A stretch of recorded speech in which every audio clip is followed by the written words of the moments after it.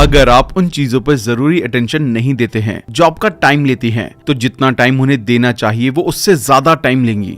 सोचिए आप एक कंप्यूटर की तरह हैं। आपका दिमाग हर टाइम इंफॉर्मेशन प्रोसेस कर रहा है, नई इंस्पिरेशन ले रहा है और थॉट्स जनरेट कर रहा है। बिल्कुल कंप्यूटर की तरह आपके दिमाग में भी रैम यानी कि वर्किंग मेमोरी की एक लिमिट है।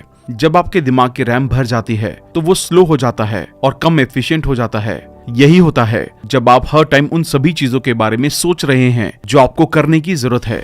आपका मन रिमाइंडर्स, टू डू लिस्ट और इनकम्प्लीट कामों से भरा हुआ है। ये कांस्टेंट मेंटल चैटर काम पर फोकस करने को मुश्किल बना देता है और इससे स्ट्रेस, चिंता और बर्नआउट भी हो सकता है।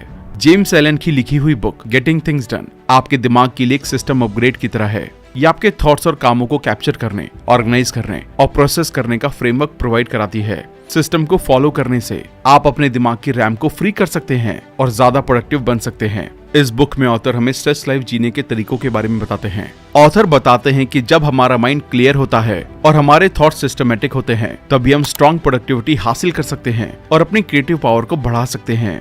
डेविड एलन कहते हैं कि आने वाले महीनों या अगले दिन क्या करना है ये याद रखने के बजाय हमारा दिमाग सिर्फ थॉट को सोचने और प्रॉब्लम को सॉल्व करने में अच्छा काम करता है। हमारा दिमाग हमारे सभी बड़े कामों को लिस्ट में लिखने और उन कामों को लगातार रिव्यू करने पर जोर देता है।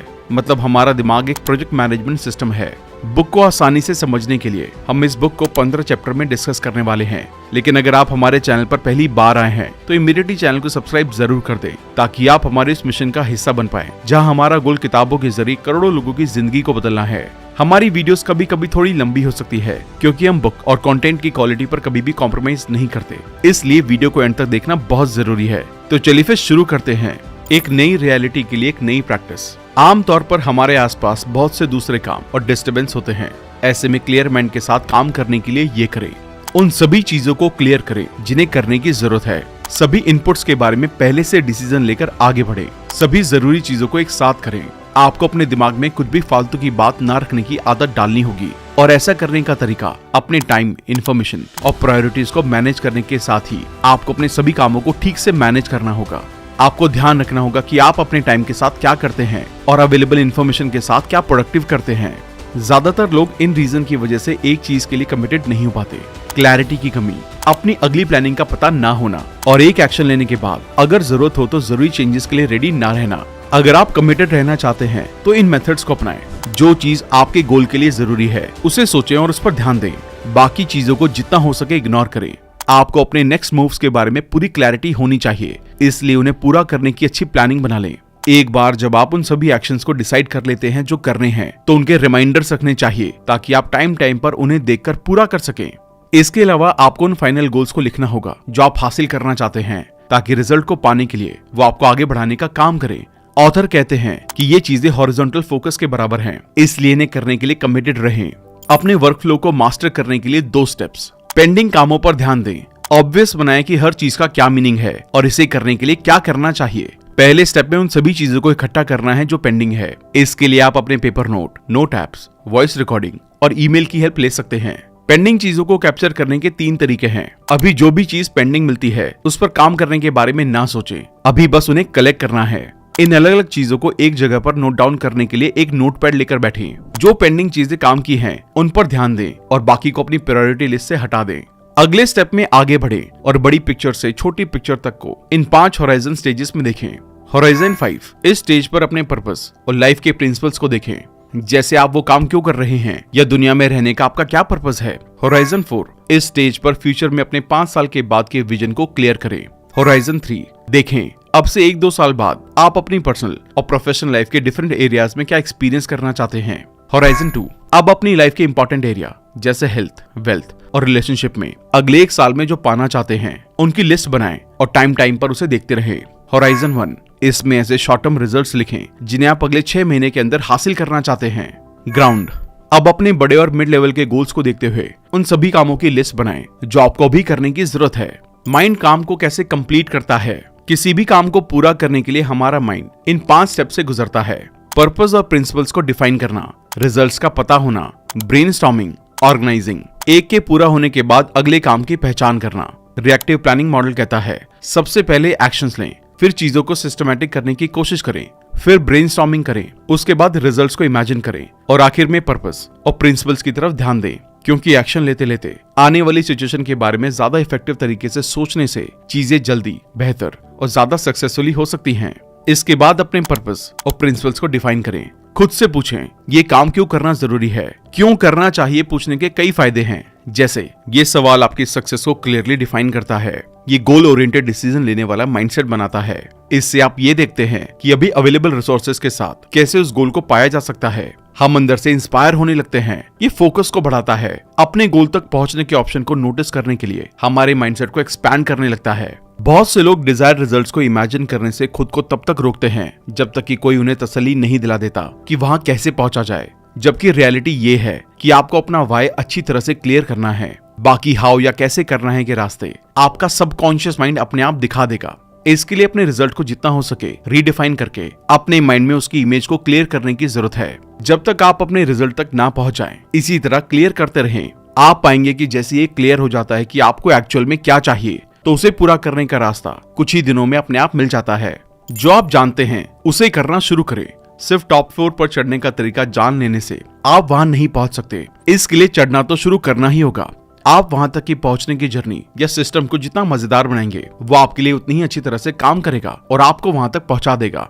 इसलिए आपके सिस्टम को तेज होने के अलावा मजेदार और आसान होना चाहिए। आजकल के डिजिटल एरा में कई लोग इसे ही रियलिटी मानकर बैठे रहते हैं, जिस वजह से वो बहुत सारी इन्फॉर्मेशन तो कलेक्ट कर लेते हैं, लेकिन बिना एक्शन के अच्छी नॉलेज का भी क्या ही फायदा। इसलिए अपनी काबिलियत का इस्तेमाल करके आगे बढ़ने के लिए जो आप जानते हैं उसका यूज करना शुरू करें। अपनी चीजों को फिक्स करें। जो चीजें जरूरी नहीं है या स्ट्रेस देने वाली हैं, उसे अपनी फिजिकल, मेंटल और इमोशनल दुनिया से दूर कर दें। जब आपके आसपास ऐसी चीजें नहीं होती हैं, तो ध्यान सिर्फ उन्हीं चीजों पर जाने लगता है जो जरूरी है।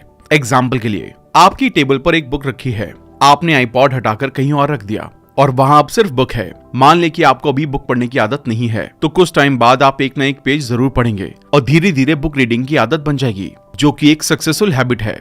यही सेम तरीका फेलियर की तरफ ले जाने वाली हैबिट्स को बनाने के लिए तरफ भी ले जाता है। इसलिए अपने माहौल में सिर्फ उन्हीं चीजों को रहने की जगह दें जो कामयाब हैबिट्स बनाने की तरफ ले जाए। क्लियर करें। इसका मतलब है, जब भी आप किसी चीज या इंसान के साथ अपना कीमती टाइम बिताने जा रहे हैं, तो इस बारे में क्लियर रहें कि वो आपके लिए वैल्यूएबल है या नहीं और आप उनके साथ क्या करने जा रहे हैं।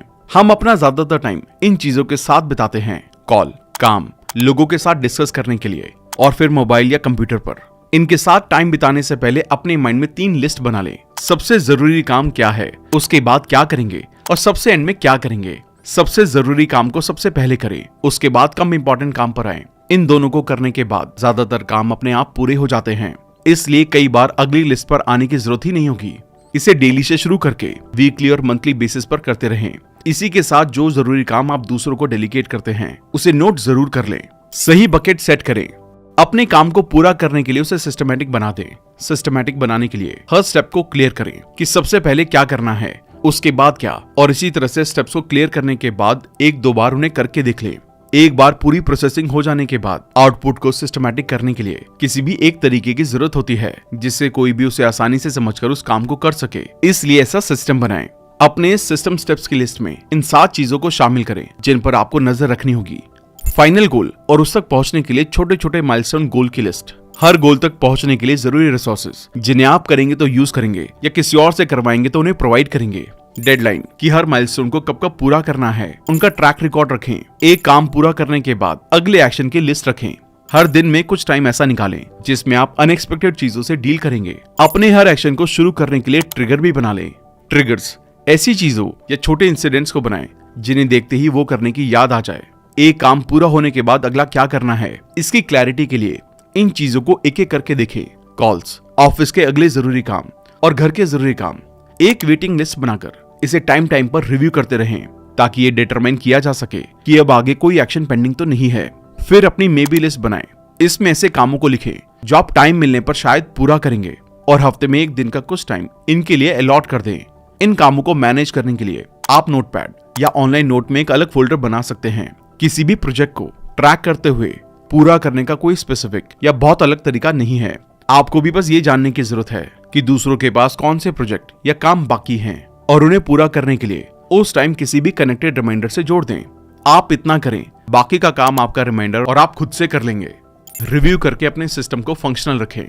किसी भी काम को पूरा करने के लिए उसे करने वाले आपके सिस्टम को अच्छे से काम करना जरूरी है और लगातार काम करते रहने के लिए ये जरूरी है कि सिस्टम पर भरोसा बना रहे, सिस्टम को अप टू डेट रखकर ट्रस्ट बनाए रखें। आपका कब और क्या रिव्यू है इसका शेड्यूल बना लें। एलन कहते हैं कि इसके लिए अपने डेली कैलेंडर में इसे लिस्ट कर लें और एक एक करके रिव्यू करें। सिस्टम से अच्छी तरह से अप टू डेट रहने की हर हफ्ते की रिव्यूइंग है। इस रिव्यू प्रोसेस में वो सब शामिल करें जो आपके माइंड को जरूरी काम के बारे में क्लैरिटी के लिए चाहिए। एलन हर फ्राइडे दोपहर को कुछ घंटे इसे करने की सलाह देते हैं जिससे आप हर हफ्ते इसे अच्छी तरह से रिव्यू कर सकें। बेस्ट एक्शन चॉइस बनाएं। अपने एक्शन प्लान को इस तरह से बनाएं ताकि उसमें लिखे कामों को उनके डिसाइड किए हुए टाइम पर करने में मजा आए, जिससे आप उन्हें मन लगाकर आसानी से पूरा कर सकेंगे। अपने जरूरी कामों को रिव्यू करने के लिए 6 स्टेजेस मॉडल बनाएं और रिव्यू करने की शुरुआत स्टेज 1 यानी कि ग्राउंड लेवल से करें। होराइजन 5 आपकी ओवरऑल लाइफ पर्पस से जुड़े काम। Horizon 4 long term vision. Horizon 3 1 से 2 साल के गोल। होराइजन 2 आपकी कैपेसिटी के अकॉर्डिंग अगले 6 महीने में ऐसे काम जिन्हें पूरा किया जाना बाकी है। होराइजन 1 1 हफ्ते या महीने में पूरे किए जाने वाले काम। ग्राउंड और एंड में ऐसे काम जिन्हें अभी तुरंत करना जरूरी है। आइए एक एग्जांपल से समझते हैं इसे कैसे करना है। मान लीजिए आपका लाइफ गोल एक अमीर इंसान बनना है। स्टेज 6 पर ये देखें आपको एक बिजनेस ओनर बनने के लिए क्या क्या करना होगा, एक बिजनेस कैसा होना चाहिए, उस तरह अपनी पर्सनालिटी को बनाने के लिए जो जरूरी चीजें हैं उन्हें करने की प्लानिंग स्टेज पर करें। स्टेज 5 विजन अपने लिए एक बिजनेस बनाएं जिसे करके आप अमीर इंसान बनेंगे। स्टेज 4 गोल अपने बड़े गोल को पूरा करने के लिए शॉर्ट टर्म माइलस्टोन बनाएं। स्टेज 3 अकाउंटेबिलिटी आप या आपकी टीम हर काम को टाइम से पूरा करें। इसके लिए सभी स्किल्ड लोगों को जरूरी काम सौंप दें और ट्रैकिंग के लिए अकाउंटेबिलिटी मेथड बनाएं। स्टेज 2 शॉर्ट टर्म अगले हफ्ते या महीने के गोल को अचीव करने के मोटिवेशन को बनाए रखने के लिए प्लेजर गोल बनाएं। स्टेज 1 एक्शन अब उन्हें पूरा करने के लिए इमीडिएटली क्या करना है, जिसे क्लाइंट को कॉल करना, नए क्लाइंट्स बनाने हैं, प्रोडक्ट क्वालिटी को इंप्रूव करना है, ये सब करें। सिस्टम की चीजों को अच्छी तरह से कंट्रोल करने के लिए सबसे अच्छा तरीका बैलेंस तरीके से सभी लेवल्स का मैनेजमेंट करना है। ऊपर से नीचे के स्टेजेस की तरफ क्लैरिटी के साथ अपनी लाइफ में इस तरह प्रोडक्टिव अलाइनमेंट बनाएं। क्लियर करें कि आप प्लेनेट पर क्यों हैं, किस तरह की पर्सनल और प्रोफेशनल लाइफ आपको इसे पूरा करने की परमिशन देंगी, किस तरह की जॉब और रिलेशनशिप आपको उस डायरेक्शन में बढ़ने में सपोर्ट करेंगे। इन्हें पूरा करने के लिए जितना जल्दी हो सके आप अभी क्या कर सकते हैं। इसके अलावा कुछ जरूरी सवाल हैं जो आपको अपने आप से पूछने चाहिए। मेरे बच्चे अगले कुछ सालों के बाद एक अच्छी लाइफस्टाइल जी सकें और अपने पैसों की चिंता किए बगैर अपने मनपसंद काम को कर सकें। इसके लिए मुझे अभी क्या चीज अलग तरीके से करने की जरूरत है। मेरी कंपनी के लॉन्ग टर्म गोल्स और पर्पस क्या है। अपनी जिम्मेदारियों को पूरा करने के लिए मुझे उनसे जुड़े कौन कौन से काम करने होंगे। मैंने अपने लिए कौन से लॉन्ग टर्म गोल्स और पर्पस बनाए हैं, उन्हें पूरा करने के लिए मुझे किन किन प्रोजेक्ट्स की जरूरत है। मैं जो कर रहा हूँ क्या ये मेरे गोल्स की तरफ ले जाने वाले काम है। प्रोजेक्ट्स को कंट्रोल में लाएं। एलन इस चैप्टर में फिर से वर्टिकल प्रोजेक्ट लेवल स्टेज 6 से 1 के बारे में बताते हैं। वो कहते हैं कि फॉर्मल प्लानिंग टूल और टेक्निक्स को यूज करने के साथ ही क्रिएटिव और एक्टिव थिंकिंग करते रहें। जिन इंपॉर्टेंट प्रोजेक्ट्स के लिए ज्यादा प्लानिंग की जरूरत हो सकती है उन्हें पहले करें, उसके बाद कम टाइम लगने वाले और इसी तरह से करें। प्लानिंग करने से पहले ये ऑब्जर्व करें कि आपके अंदर से नेचुरली उसे करने के बारे में क्या थॉट्स आ रहे हैं, कि उन्हें कब और कैसे पूरा करना है। इन्हें अपनी रियल प्लानिंग में अप्लाई करने को प्रायोरिटी दें। इन रैंडम थॉट्स को नोटिस करने के लिए नोटपैड या ऑनलाइन डिवाइसेस की जरूरत होती है, इसलिए इस टाइम इन चीजों को अपने पास रखें। एलन कहते हैं कि थॉट्स को लिखने से क्रिएटिव थिंकिंग आपको उस काम को जल्दी और आसानी से पूरा करने के तरीके दिखाने लगती है, इसलिए चीजों को कंट्रोल करने के लिए इन तरीकों का इस्तेमाल जरूर करें। डोमिनेट करने की हैबिट की पावर। इस चैप्टर में एलन ने अपने काम करने के तरीके में साइकोलॉजिकल एस्पेक्ट शामिल करने के लिए कहते हैं। वो कहते हैं कि अपने कस्टमर से सेल्स के काम को पूरा करवाने के लिए उनके अंदर भरोसे को जगाएं। भरोसा बनाने के लिए उन्हें अच्छा और सेफ फील करवाएं। उन्हें ऐसा फील करवाएं कि ये चीज लेने से उन्हें कोई फायदा होगा और वो पूरी तरह से सिक्योर है। एलन कहते हैं कि लोग बुरा महसूस करते हैं जब उन्हें लगता है कि वो कोई काम पूरा नहीं कर सके। इसके सॉल्यूशन के लिए उन्हें 3 ऑप्शंस में सलाह दें। जो चीज वो पूरी नहीं कर सकते उसे करने की कोई कमिटमेंट ना करें। अगर कमिटमेंट करें तो उसे पूरा करें या उसे बदलने के लिए फिर से बातचीत करें जिसमें आप उसे पूरा कर सकते हैं। सिर्फ दिमाग में रखी गई कोई भी चीज लोड लाएगी और ये छोटी छोटी चीजें बड़ी बनकर ज्यादा मेंटल स्ट्रेस पैदा कर सकती हैं। इसलिए जरूरत से ज्यादा ना सोचें और एक बार फाइनल डिसीजन लेने के बाद उस पर काम करना शुरू कर दें। अगले एक्शन की डिसीजन पावर। जब भी आपको लगे कि आप किसी भी पॉइंट पर फंस गए हैं तो उस बारे में सोच सोचकर परेशान होने की बजाय अगले एक्शन को लेने का फैसला करें। इसे तब तक करते रहें जब तक ये पॉसिबिलिटी दिखाई दे कि आगे कुछ किया जा सकता है। इस टाइम इन 2 बातों का ध्यान रखें। जैसे ही प्रेजेंट काम में कोई मुश्किल दिखाई दे तो उसे ठीक करने वाले नेक्स्ट एक जैसी कैटेगरी के कामों को एक साथ करें। जब तक सच में कोई काम करने की जरूरत ना हो तो उसके बारे में ये सोचने से बचे कि क्या करना है। व्हाट नेक्स्ट एक्शन देखते टाइम ध्यान दें कि अगले मूव में ये क्वालिटीज होनी चाहिए: क्लैरिटी, अकाउंटेबिलिटी और प्रोडक्टिविटी। जो मुश्किल है उसी में कंफर्टेबल होने की कोशिश करना विक्टिम मेंटालिटी को शो करता है। इसलिए अगली बार जब कोई इंसान किसी एक चीज के बारे में शिकायत करे तो ये पूछने की कोशिश करें कि इसे ठीक करने का अगला एक्शन क्या है। ये सवाल इस बिलीफ को मजबूत करता है कि उसे बदला जा सकता है और ऐसा एक्शन है जो इसे बदल देगा। आपको बस उसे करना है। शिकायत करना इस बात का इशारा है कि आप लाइफ के उतार चढ़ाव का सामना करने के लिए तैयार नहीं हैं। इसलिए नेक्स्ट एक्शन को जानने पर भी ध्यान दें। रिजल्ट पर ध्यान देने की पावर। ऑथर बताते हैं कि जब तक आप अपने डिजायर रिजल्ट्स को नहीं जानते हैं तब तक आप सही एक्शन को डिफाइन नहीं कर सकते। फेल हो जाने में सिर्फ ये 3 प्रॉब्लम्स होती हैं। आप नहीं जानते हैं कि आप क्या चाहते हैं, आप इसे हासिल करने के लिए एक्शन डिसाइड नहीं करते हैं, या आप उन एक्शंस को लेते ही नहीं हैं। इसके हर स्टेप पर सिर्फ एक ही सॉल्यूशन है: क्लैरिटी। आपको पता होना चाहिए कि फाइनल गोल क्या है और हर एक्शन पर आपको ये पता होना चाहिए कि आपको अगला स्टेप क्या लेना है। आप जो कुछ भी कर रहे हैं उसके रिजल्ट के बारे में क्लियर होने से रास्ते में आने वाले चैलेंजेस से डील करने का मोटिवेशन मिलता है। इससे आप उन तरीकों के बारे में क्लियर होने लगते हैं जिन्हें फाइनल रिजल्ट तक पहुंचने के लिए अपनाया जा सकता है। तरीकों के बारे में क्लियर होने से पहले सक्सेस के लिए काबिल बनने में सपोर्ट मिलता है। इसी के साथ प्लानिंग करने से इसमें अच्छी ग्रोथ मिल सकती है। मान लें कि आप एक बिजनेस मीटिंग में हैं, तो वहाँ रिजल्ट ओरिएंटेड थिंकिंग और डिस्कशन के लिए अपने आप से ये बेसिक क्वेश्चन करें: आप इस मीटिंग के एंड में क्या चाहते हैं? आपकी कंपनी का ऑब्जेक्टिव क्या है? क्या इस मीटिंग का पर्पस उससे मेल खाता है? अगर मीटिंग में एक नया सॉफ्टवेयर इंट्रोड्यूस किया जा रहा है तो सामने वाले की बातों से इन्फ्लुएंस होने की बजाय ये देखें कि आप इस सॉफ्टवेयर से क्या हासिल करना चाहते हैं।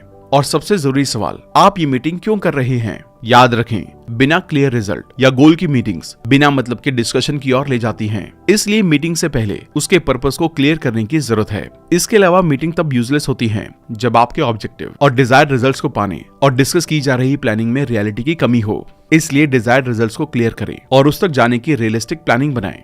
जरूरी चीजों को लिख लें। हमारा दिमाग क्रिएटिव थिंकिंग या कुछ नया सोचने में बहुत तेज है, लेकिन उसे याद रखने में सुस्त है। जब आप अपने इस क्रिएटिव माइंड को अपने ऑर्गेनाइजिंग सिस्टम की तरह इस्तेमाल करने की कोशिश करते हैं तो आपका माइंड ओवरवेल्म होने लगता है और नई चीजों पर ध्यान देने की कैपेसिटी कम होने लगती है। अधूरे काम दिमाग में जगह लेने लगते हैं, जिससे क्लैरिटी और अटेंशन में कमी होने लगती है। इसलिए जरूरी कामों को लिखकर शेड्यूल करना इन फिजूल की चीजों को दिमाग से दूर कर देता है। Advance getting things done method. Getting things done method में मास्टरी हासिल करने के लिए 2 एडवांस स्टेप्स हैं। अपने वर्कफ्लो को बनाए रखने और मैनेजमेंट के लिए इसके फंडामेंटल को अच्छी तरह से प्लान करें। चीजों को अच्छी क्वालिटी के साथ कम टाइम में करने के लिए नई स्किल सीखते रहें। ऐसा करने से आप अपने नेचुरल प्रोडक्टिव जोन में आ जाएंगे। तो दोस्तों, ये थी गेटिंग थिंग्स डन बुक की समरी। इस बुक से आपने स्ट्रेस फ्री लाइफ जीने के तरीकों के बारे में जाना और इसे अपनी लाइफ में शामिल करके कोई भी स्ट्रेस से दूर होकर अपनी लाइफ में आगे बढ़ सकता है। ये बुक हमारे दिमाग को सिस्टमैटिक करने में बहुत हेल्प करती है। हमें उम्मीद है आपने भी स्ट्रेस फ्री होकर सुकून से काम करने के तरीकों को अच्छे से समझ लिया होगा और आप इन्हें अपनी लाइफ में अप्लाई करके अपनी लाइफ में स्ट्रेस फ्री लाइफ को हासिल कर सकेंगे। इस बुक में दी गई कोई भी टिप जो आपको सबसे ज्यादा पसंद आई, जिसे आप आज से ही इंप्लीमेंट करना शुरू करेंगे, हमें कमेंट करके जरूर बताएं। इसके साथ साथ आप हमें ये भी बता सकते हैं कि अगली बुक समरी आप कौन सी चाहते हैं जो हम अपने चैनल पर रिलीज करें। जल्दी मिलते हैं और भी बेहतरीन वीडियो के साथ। Thank you so much.